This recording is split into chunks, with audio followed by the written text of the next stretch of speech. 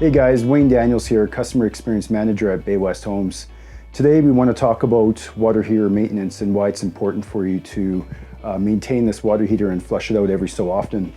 After a certain amount of time, this water heater is going to lose its efficiency depending on how much you maintain it. So there's a couple things that you can do to keep it running in top condition. So if you find that you're not getting as much hot water when you take your showers, the heating element inside the tank may have tripped. So what we'll do is show you how to reset that. Just pull the cover off here.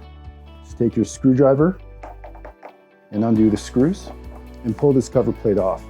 Now inside you'll see a reset switch right here. Don't touch any of the wires around because this is 220 power and this is very dangerous. But push the reset, and if you hear a click, that means that this had tripped. So if you find that the water is just not warm enough for you, not hot enough, you can actually adjust the temperature right here. So you'll see it's set on medium. You can turn it to hot or cold. The bottom of the tank, the element down below, also has the same adjustment.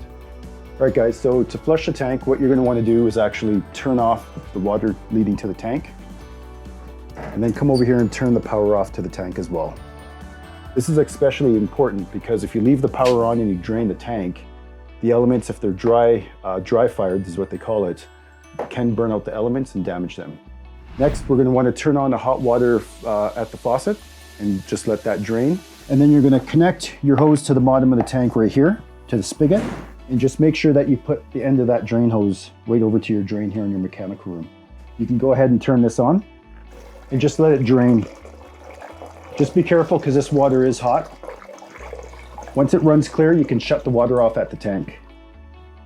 Turn the water back on, and don't forget to turn the breaker back on.